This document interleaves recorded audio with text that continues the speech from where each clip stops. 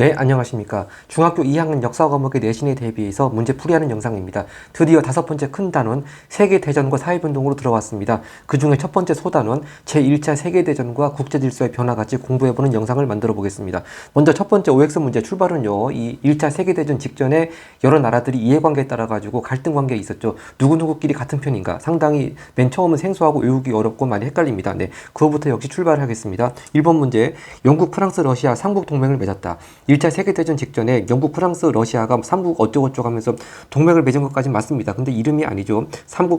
삼국끼리 같은 편이 된 건 맞는데 이름이 삼국 동맹이 아니고 삼국 협상이라고 그러죠. 0%는 이건 X고. 자, 그럼 기왕 삼국 동맹 얘기가 나왔으니까 자, 삼국 동맹은요.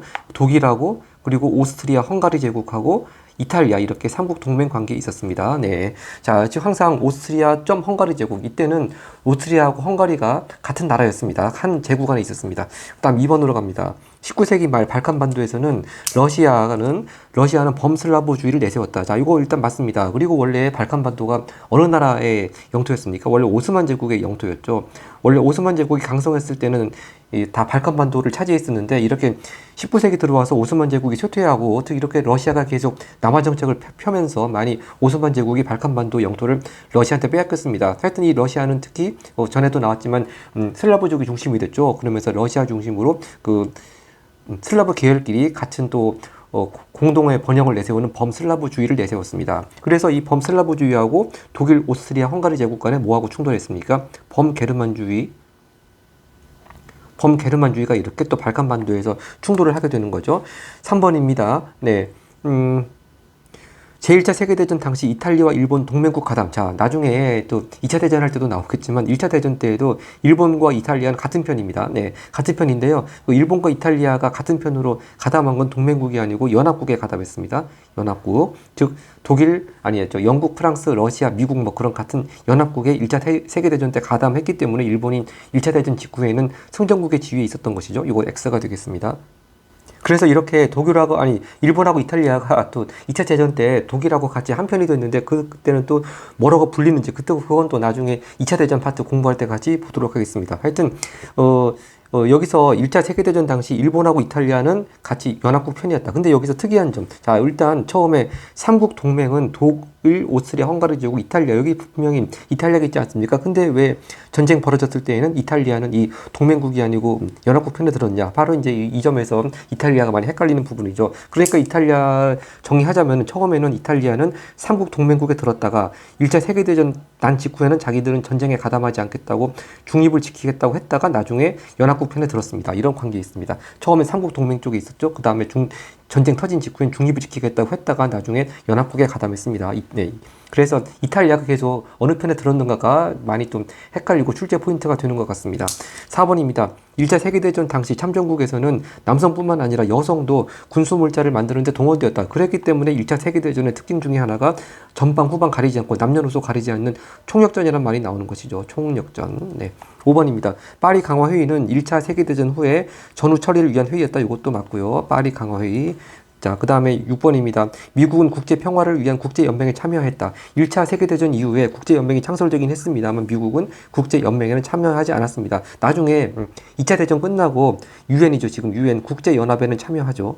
그런데 1차 대전 후에 국제연맹에는 참여하지 않았습니다. 그래서 국제연맹이 별로 그렇게 실효성이 없는 단체라는 이유 중에 하나도 미국이 참여하지 않았다. 그것도 하나의 이유가 되겠습니다. 그 다음에 이제 짝짓기 문제입니다. 다시 1차 세계대전 직전에 각 국가의 이해관계에 따라 가지고 서로 같은 편끼리 드는 관계 삼국협상, 삼국동맹 다시 정의합니다. 삼국협상은요, 영국, 프랑스, 러시아고요. 삼국동맹은 독일, 이탈리아, 오스트리아, 헝가리 제국입니다. 독5이 0% 그렇게 많이들 암기하는 것 같습니다. 여기서 이제 기본적인 컨셉은요, 독일이 19세기 후반 들어와가지고 비스마르크 주도하에 통일된 다음에 상당히 빨리 급속도로 강성해지죠. 근데 좀 이따 지도에 나오겠지만 독일의 동쪽은 러시아가 있고 독일의 서쪽은 프랑스가 있습니다. 그러니까 독일이 강성해지는 것을 견제하기 위해서 일단 프랑스하고 러시아가 협상을 해서 같은 편이 되고 또 같이 거기에 영국도 가담하는 그런 형세입니다. 네. 자, 그렇게 물론 0% 도고이 그렇게 암기하는 것도 중요하지만 그 흐름도 잘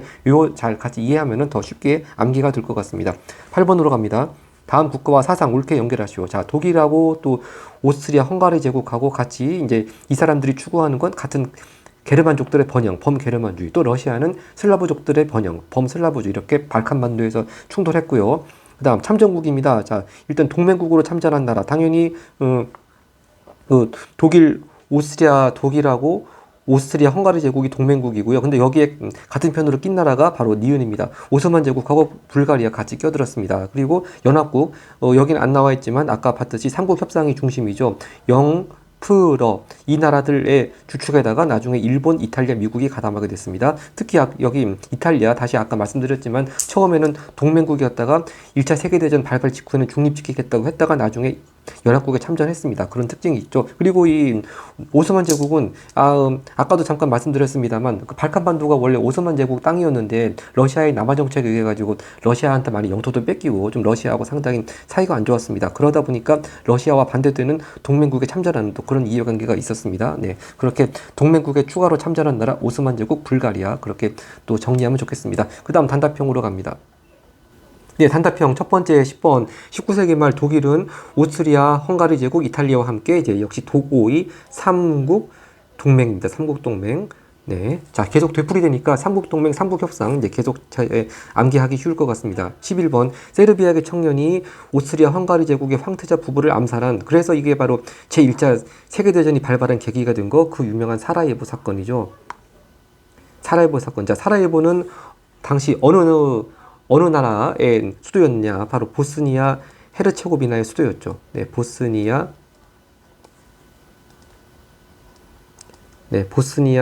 헤르체고비나의 수도였는데 바로 보스니아 헤르체고비나를 오스트리아 헝가리 제국이 병합을 한 거죠. 네, 이 보스니아 헤르체고비나를 오스트리아 헝가리 제국이 병합을 했었습니다. 네.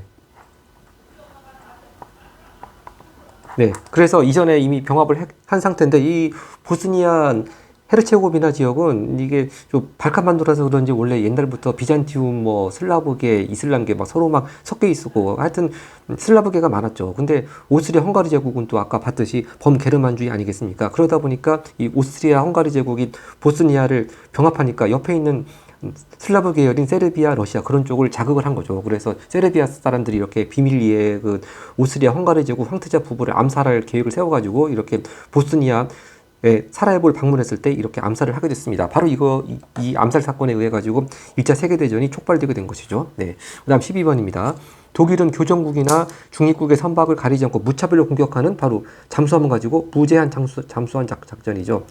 무제한 잠수함 작전을 전개했습니다. 근데 무제한 잠수함 작전을 전개하게 된 그 계기는 일단 영국이 막강한 해군 군사력을 가지고 독일의 해상을 봉쇄하려고 그랬죠. 네. 그 발단은 배경은 영국의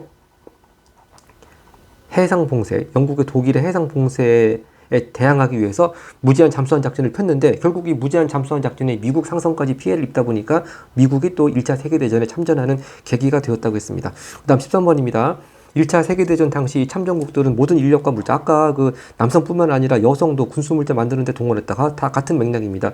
모든 인력과 물자를 전쟁에 쏟아붓는 총력전을 펼쳤습니다. 총력전. 14번 1차 세계대전 중 어디에서는 혁명이 일어나서, 자 바로 러시아죠. 다음 달에 나옵니다. 러시아에서 혁명이 일어나가지고 바로 독일과 강화 조약을 맺고 전쟁에서 이제 빠지게 됐습니다. 이때가 이제 1918년 2월의 일이고, 물론 혁명은 1917년에 일어났고요. 이러면서 이제 독일은 동쪽에 러시아하고는 일단 강화 조약을 맺었고 서쪽에 프랑스하고의 전선에 더 집중할 수 있게 됐습니다만 뭐 그 역시 마음대로 되진 않았죠. 네, 15번입니다. 1차 세계대전이 끝난 후 연합국은 전후 처리를 위해서 만든 조직 국제연맹이죠. 자, 16번. 미국의 윌슨 대통령은 비밀외교 폐지, 군비 축소, 민족 자결주의 담은 바로 14개조 평화 원칙을 제시했죠. 네, 제안했습니다. 14개조 평화 원칙. 네, 특히 여기 그 중에서 민족 자결주의 하면 이유가 관계된 게 이 우리나라에서 바로 민족 자결주의 영향을 받아서 일어나는 운동이 3.1 운동으로 그렇게 이어지게 되는 것이죠. 네. 그다음 17번입니다. 1차 세계대전이 끝난 후 독일과 전선국들 사이에서 바로 체결된 조약, 바로 바르세유 조약이죠. 네. 바르세유 조약이 체결됐고요. 바로 18번 계속 이어집니다. 바로 이제 바르세유 조약에 의해서 1차 세계대전의 승전국을 중심으로 마련된 새로운 국제 질서, 그걸 또 바르세유 체제라고 하죠. 네. 바르세유 체제가 되겠습니다. 바르세유 아니 베르사유. 네. 죄송합니다. 네. 베르사유. 네. 그리고, 이게 마르세유죠. 마르세유, 베르사유. 헷갈리네요. 네. 마르세유가 아니고 베르사유죠. 베르사유. 네. 그리고 19번입니다. 1차 세계대전 이후에는 국제 평화를 목적으로 하는, 죄송합니다. 그렇죠. 15번이 국제연맹이 아니죠. 네. 이게 전후 철회를 위해서 회의 열은 것이 이건 파리 강화회의고요. 네. 네. 파리 강화회의가 열린 회의 이름 파리 강화회의. 거기서 체결된 독일과 전선국들 사이 조약, 베르사유 조약. 그거에 의한 체제, 베르사유 체제. 그리고 이제 19번 1차 세계대전 이후에 국제 평화를 목적으로 창설된 조직. 바로 이게 바로 국제연맹이죠. 네. 그리고 20번입니다. 이제 1차 세계대전이 끝난 후 10년이 지났습니다. 1928년 미국, 영국, 프랑스 등은 다 이건 연합국 편에 섰던 나라들이죠. 분쟁 해결을 위해서 전쟁을 일으키는 것은 불법이라고 규정하며, 즉 부전조약을 체결했죠. 전쟁하지 말자. 네.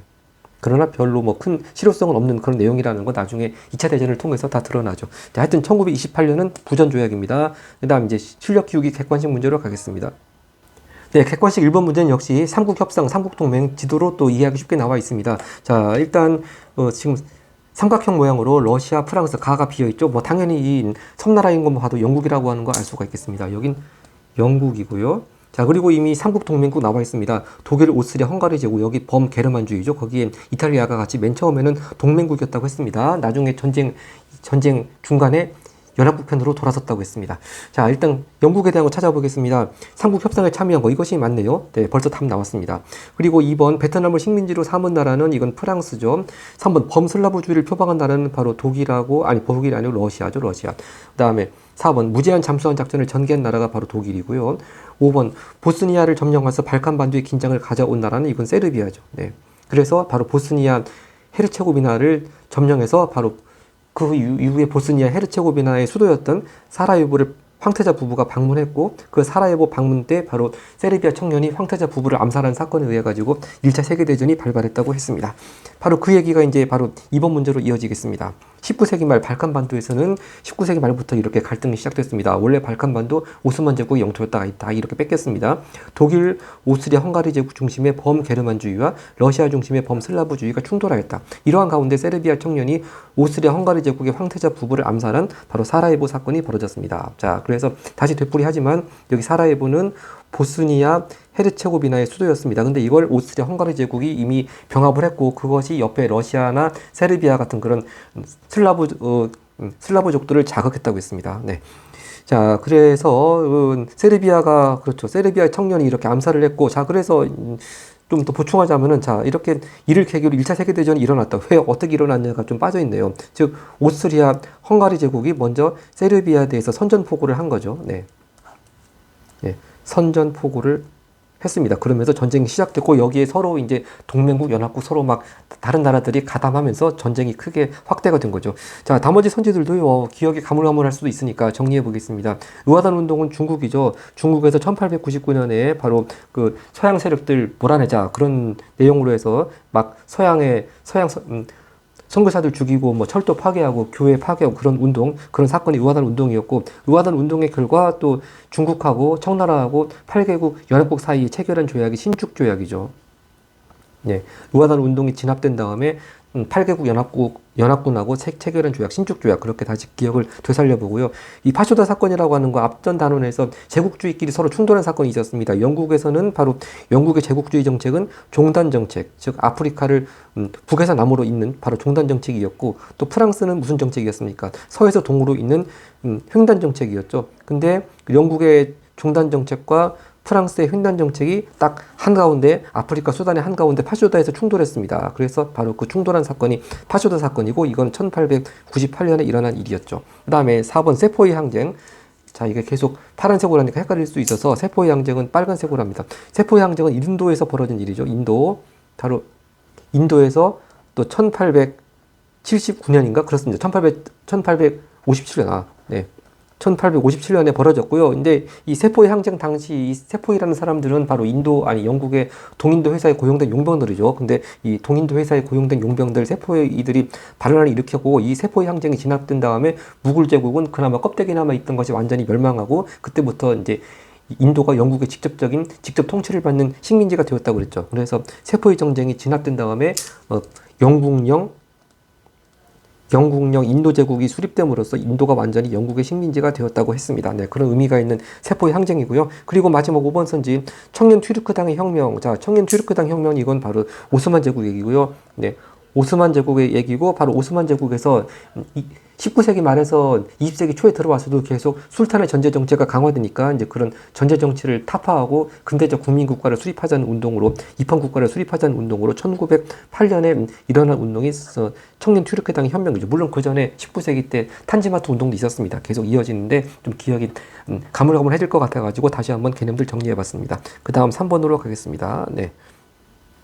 3번 문제는 밑줄 친 연합국에 해당하는 국가니까 일단 먼저 자료 나중에 읽어보고 이게 옳지 않은 것은이니까 답을 골라보겠습니다. 자, 연합국 같은 편끼리 안 된다. 일본 맞고요, 러시아 맞고, 프랑스 맞고, 불가리아가 아니네요. 네, 이탈리아는 맨 처음에는 이탈리아는 동맹국이었다가 다시 정리합니다. 맨 처음에는 삼국 동맹국이었다가 전쟁 발발 직후에는 중립지키고 있다고 했다가 나중에는 연합국에 가입했습니다. 그래서 그런 특이한 점이 있으니까 많이 헷갈리고 출제 포인트가 되는 것이고 불가리아는 오스만 제국과 함께 연합국이 아니고 동맹국에 가담을 했죠. 네, 그래서 여기 나온 거 일본, 러시아, 프랑스 여기 하나가 더 있다면 영국도 들 수가 있겠네요. 영국 그 외에 다른 나라들 많은데 일단 교과서 시험 범위는 이 정도만 서로 구분하면 될 것 같습니다. 자, 그리고 답은 골랐고 그래도 또 자료에 나오는 개념들이 중요하니까 읽어보면은 1차 세계대전 당시 독일은 영국입니다. 해상 봉쇄에 맞서. 자, 영국이 독일 해상을 봉쇄하려고 했습니다. 거기 맞서가지고 그냥 아무 나라나 다 걸려라. 그렇게 무차별적으로 잠수함 공격을 했는데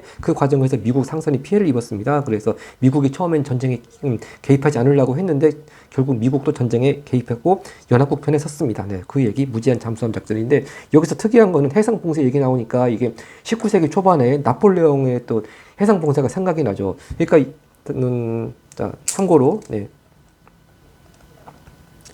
19세기는 또 프랑스 나폴레옹이 영국을 봉쇄하기 위해서 대륙 봉쇄령을 내렸죠. 대륙 봉쇄령. 네, 그래서 참 나폴레옹 때는 나폴레옹이 영국의 주변 해양을 봉쇄하는 대륙 봉쇄령을 내렸고 오히려 이제 이렇게 1차 세계대전 당시에는 이제 영국이 또 이렇게 독일을 봉쇄하기 위해서 영국이 주체가 돼서 해상 봉쇄령을 내렸습니다. 자, 그렇게 19세기와 20세기 봉쇄령을 내린 나라, 당한 나라 계속 바뀌고 있네요. 네, 4번을 보겠습니다. 4번 다음 사건들 일어난 순서 결국 1차 세계대전의 전개 과정인데 자, 늘 나오지만 1차 세계대전의 발단은 사라예보 사건 즉 보스니아의 수도였던 사라예보를 방문한 오스트리아 헝가리 제국의 황태자를 세르비아 청년이 암살한 사건, 사라예보 사건 때문에 첫 번째 발발했고요. 그래서 오스트리아 헝가리 제국이 세르비아에 선전포고했고 전쟁이 시작되었고 그 전쟁 와중에 이제 무제한 잠수함 작전으로 인해 가지고 미국이 참전하게 되었죠. 그래서 미국 참전 그 계기는 독일의 무제한 잠수함 작전에 미국 상선이 피해를 입었습니다. 자, 그리고 전쟁 도중에 러시아에서는 1917년에 혁명이 일어났죠. 볼셰비키 혁명이 일어나서 이제 더 이상 전쟁 안 하기로 하고 1918년 2월에 러시아와 독일은 강화조약을 맺고 일단 러시아 전선 쪽은 전쟁이 끝났습니다. 이게 세 번째고요. 마지막 이제 남은 나라들하고 독일이 싸우다가 결국은 연합국에 항복한 것이 마지막 4번이 되겠습니다. 그러면 기역, 디귿, 리을, 니은이니까 기역, 디귿, 리을, 니은 답은 2번이 되겠네요. 네, 이 순서 잘 또 중요하게 정리하면 좋겠습니다. 그 다음에 5번으로 갑니다. 5번도 역시 1차 세계대전이 전개되는 동안 일어난 사건은 무엇이 있었지? 자, 바로 독일의 무제한 잠수함 작전 또 나왔고요. 자, 1번 삼국동맹은 당연히 1차 세계대전 전의 일이죠. 그 다음에 다시 한번 나오니까 삼국동맹 독일 또 오스트리아 헝가리 제국 이탈리아 나중에 근데 이탈리아는 연합국 편에 섰다고 했고요. 2번 국제연맹 탄생은 요건 후죠. 네, 1차 세계대전 후고요. 그다음에 3번 베르사유 조약 체결도 이것도 1차 세계대전 후 파리 강화회의 다 이것도 1차 세계대전 후네요. 그럼 답은 5번이 되겠습니다. 1차 세계대전 중간에 1917년에 러시아에서 혁명이 발생했고요. 그 혁명 내용은 다음 단원에서 보겠습니다. 그 이후 러시아와 독일은 강화 조약을 체결했고요. 그래서 러시아는 전쟁에서 빠졌다고 했습니다. 네, 그 다음에 6번입니다. 1차 세계대전의 특징, 자, 일단 미국의 전쟁에 불참이 아니고 무제한 잠수함 작전에 피해를 입은 다음에 참여를 했죠. 니은 참호전으로 전쟁이 빨리 종결된 게 아니고 이 참호전이라고 하는 게 이 땅 파가지고 구덩이 같은 참호 파서 일단 참호에 몸은 숨기고 총구하고 총구하고 눈만 내놓고 그 총 쏘는 그런 전쟁입니다. 또 참호에서 장시간 버티고 있고 하다 보니까 전쟁이 상당히 많이 오래 끌었습니다. 그래서 빨리 종결이 아니고 상당히 전쟁이 지루하게 오래 끌게 됐죠. 지금 뭐 답은 디귿하고 리을이겠네요. 탱크, 돈가스 등의 신무기 등장했고요. 전후방 또 남녀노소 가르지 않는 총격전 전개됐습니다. 답은 디귿하고 리을이니까 6번입니다. 네, 다음 페이지 가겠습니다. 7번 문제, 다음 주제에 대한 탐구 활동으로 적절하지 않은 것입니다. 1차 세계대전의 특징 적절하지 않은 거. 1번 독가스, 탱크 등의 신무기 방금 전에 봤죠. 2번 수에즈 운하 운영권. 이건 좀 약간 애매하다고 생각되면 먼저 제껴두고 다음 거 보겠습니다. 참호전에 전개했다는 상당히 전쟁이 오래 장기화가 됐다고 했습니다. 네.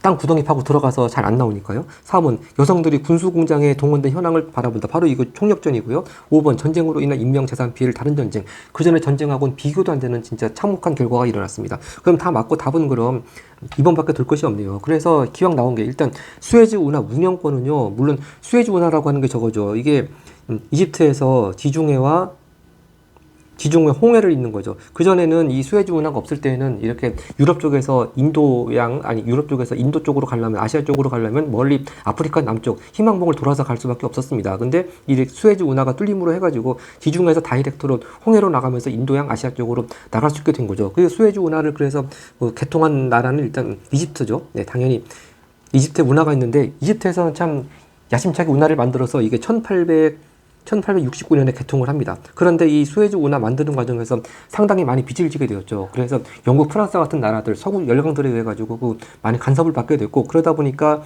막 그 운영권이 뭐 영국에 넘어갔다가 그렇게 열강들의 간섭을 많이 받게 됐다가 1914년에 가서 이제 이집트는 영국의 보호국이 되는 것이죠. 영국의 보호국으로 전락을 하게 됐습니다. 물론 나중에 또 독립하게 됩니다만 하여튼 1차 세계대전하고 이 수에즈 운영권 변화는 관계가 없습니다. 그래서 물론 수에즈 운하도 뭐 전쟁에 휘말리기도 하고 뭐 따지면 끝이 없겠지만 일단 운영권 자체를 놓고 본다면 그 변화는 1차 세계대전하고는 관계가 없습니다. 네. 자, 그래서 좀 어려울 수도 있는데 나머지가 확실하기 때문에 답은 2번으로 쉽게 고르면서 기왕 나온 김에 수에즈 운하가 처음 만들어지게 된 과정, 또 그 과정에서 이집트가 빚을 많이 져가지고 결국 영국의 보호국이 됐다는 거 다시 한번 개념 정리하고 8번으로 가겠습니다. 네, 가에 들어갈 말입니다. 목적은 1차 세계대전 전후의 처리, 또 원칙은 14교조 평화원칙. 한계는 근데 평화원칙이라기보다는 사실은 독일한테 모든 책임 다 뒤집어 씌우고 또 승전국의 이익을 중시한 거죠. 바로 이 조약 파리 강화 회의가 되겠습니다. 회의, 파리 강화 회의. 그리고 여기서 이어지는 게 베르사유 조약으로 이어지죠. 자, 비회의라고 하는 건 바로 이건 나폴레옹 몰락 직후죠. 네. 나폴레옹 몰락 직후, 네, 나폴레옹 몰락 직후에 유럽의 정치 체제하고 영토를 나폴레옹 이전으로 되돌리기로 하는 상당히 복구적인 그런 회의, 그런 체제를 만든 회의, 빈회의고, 역시 빈회의를 주도한 사람 이름 중요하죠. 바로 오스트리아의 재상 메테르니가 중요한 이름으로 나옵니다. 답 신축조약, 아까 전에 봤죠. 의화단 운동 진압하고서 청나라와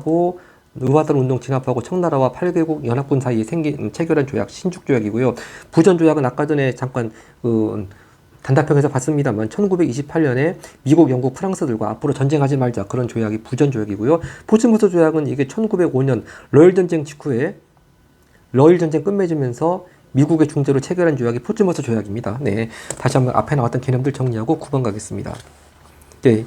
밑줄 친 이 조약에 대한 설명으로 옳은 것은, 근데 여기 요 파트에서 나올 조약은 뭐 파리 강화 회의은 베르사유 조약밖에 없습니다. 역시 맞습니다. 1차 세계대전 이후 독일은 승전국들과 전체 440조로 이루어진 이 조약 체결을 했다. 바로 베르사유 조약이죠. 네, 베르사유 조약을 체결했습니다. 이 조약은 독일과 동맹국, 뭐 예를 들어서 오스트리아, 헝가리 제국 같은 그런 동맹국의 전쟁을 야기한 책임을 지게 하는 내용으로 이루어져 있었다. 네, 자, 설명 2개 골라보겠습니다. 1번 패전국인 독일에서, 자, 베르사유는 프랑스죠. 네, 프랑스에서 체결됐고요. 니은 독일이 해외 식민지 포기하도록 했다. 맞고요. 디귿 분쟁 해결을 위한 전쟁을 불법으로 규정한 것은 아까 전에 봤던 부전조약입니다. 미국, 영국, 프랑스 등과 체결했던 부전조약이고요. 1928년이고 이거는. 네. 근데 이 베르사유 조약은 1차 세계대전 이후에 1919년에 체결됐고요. 리을, 독일의 전쟁 책임을 묻는 보복자 성격 강했다. 이것도 맞겠습니다. 그러면 니은하고 리을이니까 답은 4번이 되겠습니다. 네. 네, 10번입니다. 다음과 같은 주장을 펼친 인물인데, 자, 일단 제목부터가 나와 있습니다. 14개조 평화원칙 하면 당연히 미국의 윌슨 대통령이죠. 답은 쉽게 찾을 수 있겠습니다. 일단 읽어보면 뭐 또 이 자료가 중요할 수도 있으니까, 식민지에서 주권과 같은 문제를 결정할 때는 모든 식민지의 문제는 자유롭고 편견 없이 그리고 절대적으로 공평무사하게 해결되어야 한다. 또 강대국과 약소국 모두의 정치적 독립과 영토 보전을 보장하기 위해 국가 간의 일반적인 연합체제가 형성되어야 한다. 뭐 이렇게 윌슨의 14개조 평화원칙 일부가 나왔습니다. 자, 간디는요, 이건 인도에서 영국에 저항한 운동을 또 주도하신 분이고, 수너는 또 바로 신의 혁명의 중심적인 인물이죠. 청나라를 무너뜨린 신의 혁명을 주도하고 또 나중에 임시 대총통이 된 인물이고요. 레닌은 또 뒤에 나오겠지만 러시아 혁명에 나온 인물이고, 스탈린은 또 러시아에서 레닌 다음으로 집권한 사람 이름이 계속 다음 단원에서 이어지겠습니다. 11번 가겠습니다. 1차 세계대전 후 유럽은 전쟁의 피해로 경제적인 어려움을 겪었다. 반면 전쟁과 전후 처리를 주도한 이 나라는 이 1차 세계대전을 거치며 경제 호황을 누렸고 국제사회에서 영향력을 확대한 나라, 바로 미국이 되겠죠. 미국. 미국은 그 앞전에 19세기 때 이른바 몰로주의라는 것이 있었죠. 몰로주의. 몰로주의. 유럽 나라들은 아메리카 문제, 라틴 아메리카 문제 개입하지 마라. 마찬가지로 미국도 별로 유럽 문제에 개입하지 않으려고 했는데 이렇게 무제한 잠수함 작전 때문에 피해를 입다 보니까 1차 세계대전에 같이 가입해서 전쟁을 하게 됐고요. 또 이 1차 세계대전 이후에 이렇게 경제 호황과 국제사회의 영향력을 확대하게 됐다. 그런 결과가 됐습니다. 자, 미국에 대한 설명. 자, 세르비아의 선전포고한 나라는 바로 사라예보 사건으로 인해 가지고 오스트리아 헝가리 제국이 세르비아에 선전포고를 함으로써 1차 세계대전이 발발했죠. 2번, 러시아와 강화족을 체결한 나라, 바로 러시아에서 혁명이 일어나니까 러시아는 전쟁에서 빠지기로 하고 독일과 강화족 체결했고요. 3번, 영국, 프랑스와 부전조약, 이것이 맞습니다. 계속 나오지만 이건 1차 세계대전이 끝난 후 10년 후에 1928년에 뭐 분쟁을 평화적으로 해결해야지 전쟁 같은 거 하지 말자, 그렇게 체결한 조약이 부전조약입니다. 답은 3번. 자, 4번. 1차 세계대전 중에 동맹국 참전. 자, 참전한 것은 맞습니다만 미국이 참전한 쪽은 동맹국이 아니고 연합국이죠.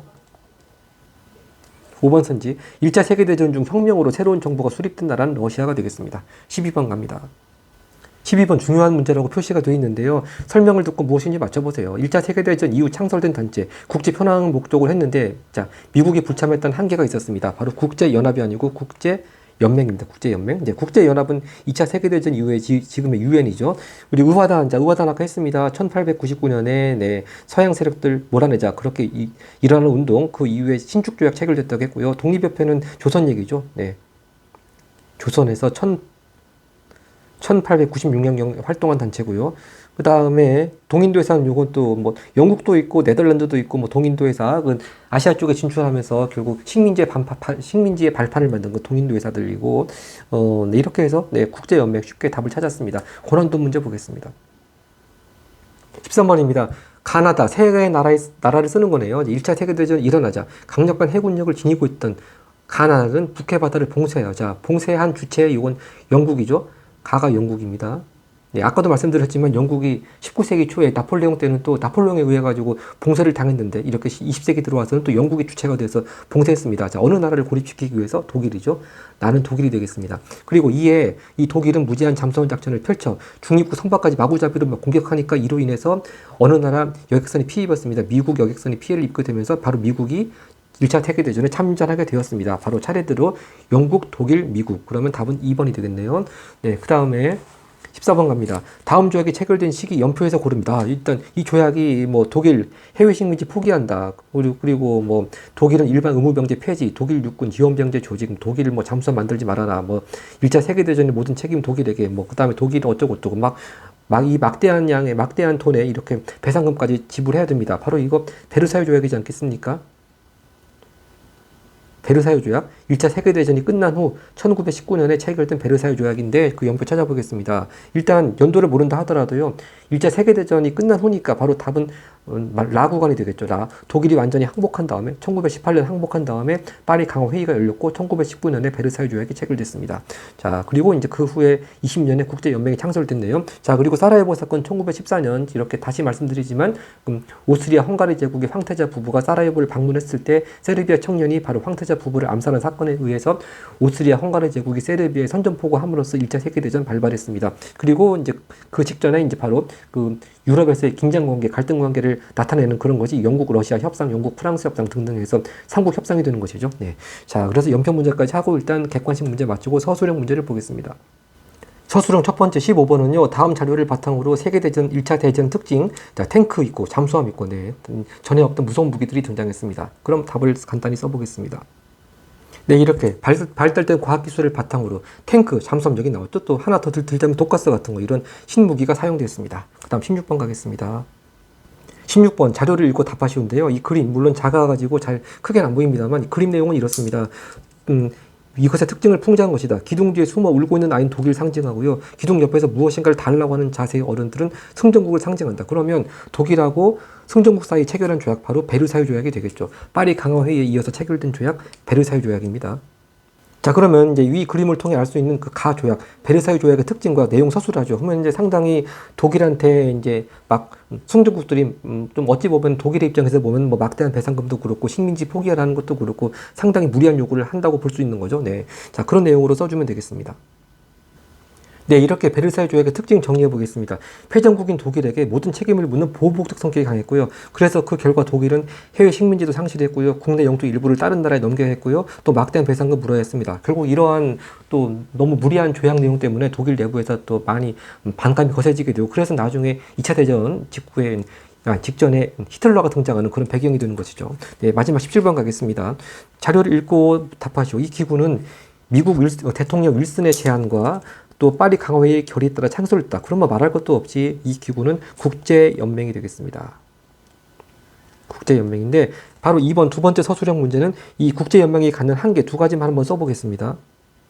네, 이렇게 국제연맹의 한계 먼저 첫 번째는요. 강대국인 미국, 소련이 불참했습니다. 좀 근데 이해가 안 되는 점은 아니 처음에 국제연맹 제안을 미국 대통령 윌슨이 제안해 놓고서 정작 미국이 불참한다고 하는 게 좀 이해가 안 될 수도 있는데요. 일단 대통령이 제안했습니다만 결국 미국 의회가 반대했습니다. 네, 미국 의회가 반대하는 바람에 정작 미국은 국제연맹에 가입하지 않고요. 소련도 이 국제연맹에 소련하고 독일, 지금 소련은 지금 러시아가 혁명이 일어나가지고 나라 이름이 소비에트 연방으로 바뀌었죠. 그 소련이나 독일 같은 나라가 가입하는 것을 또 허용하지 않았습니다. 그래서 이런 강대국들이 불참하게 된 것도 한계가 될 수 있었고요. 또 특히 지금은 유엔군이 있지만 그때는 이렇게 침략국을 제재할 수 있는 군사력을 보유하지 못했습니다. 네, 그렇기 때문에 이런 한계들 때문에 이 국제연맹은 별로 실효성이 없는 기구였다. 그런 말들이 나오게 되는 것이죠. 자, 이렇게 해서 1차 세계대전과 국제질서의 변화 봤고요. 다음 단어는 또 러시아 혁명 중심으로 보겠습니다. 고맙습니다.